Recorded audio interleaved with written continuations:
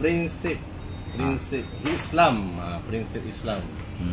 Prinsip Islam itu sebetulnya ya prinsip-prinsip yang pokok itu banyak. Yang pokok ini kita ambil, tapi prinsip Islam itu tidak menghalalkan segala cara dan tidak mencampur adukan antara hak dan yang batil.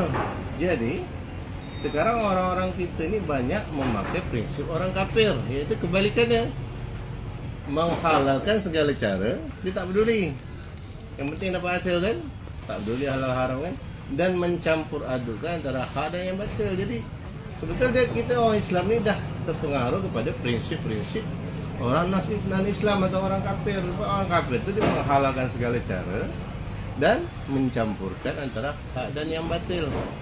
Jadi disitulah maka kita harus ajaklah kawan-kawan kita apa semua itu kan untuk kembali kepada prinsip Islam tadi balik. Bahwa Islam itu tidak menghalalkan segala cara dan tidak mencampur adukan antara hak dan yang batil. Ya, harus. Yang hak itu ya hak, tak boleh digabung.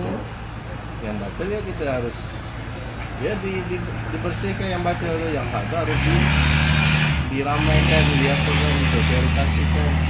Dan ada lagi prinsip yang lain bahwa Islam itu menegakkan kebenaran, bukan menyembunyikan kebenaran. Kebenaran itu harus disampaikan, harus ditegakkan. Jadi tidak seperti orang Yahudi. Makanya ada larangan wala talbisul haqqo bil batili, yang tadi yang masalah ayat itu. Wala talbisul haqqo bil batili wala taktumul haqqo wa antum ta'lamun. Jadi janganlah kamu campur adukan antara hak yang batil, itu pada prinsip yang tadi, larangan untuk yang kedua dia wala taktumul haqqo wa antum ta'lamun, janganlah kamu menyembunyikan kebenaran padahal kamu mengetahui. Jadi sebagai orang Islam, kalau dia tahu kebenaran, dia harus tegakkan, dia harus sampaikan, dia harus dakwahkan, dia harus sosialisasikan. Dia tak boleh sembunyikan, dia tak boleh bermuka dua, dari muka. Jadi intinya dalam Islam tu ibadah, apa ibadah tu kita mencari ridha Allah, bukan cari ridha manusia. Jadi tidak ada prinsip abu-abu. Katakan yang hak itu hak, yang batil itu batil. Jangan abu-abu. Katakan yang benar itu benar, hak itu hak, walaupun pahit.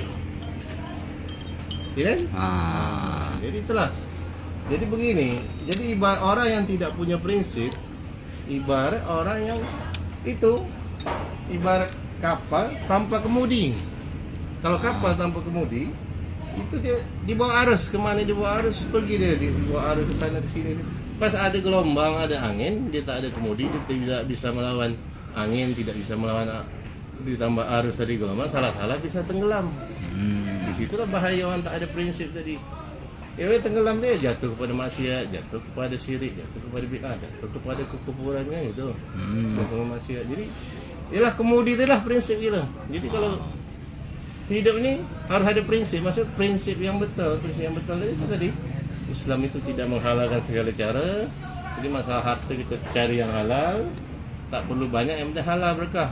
Tidak mencampur adukkan hak yang batil. Ialah masalah harta tak boleh campur aduk yang haram dengan halal. Lepas tu masalah ilmu pun yang hak je tak boleh campur dengan yang subhat.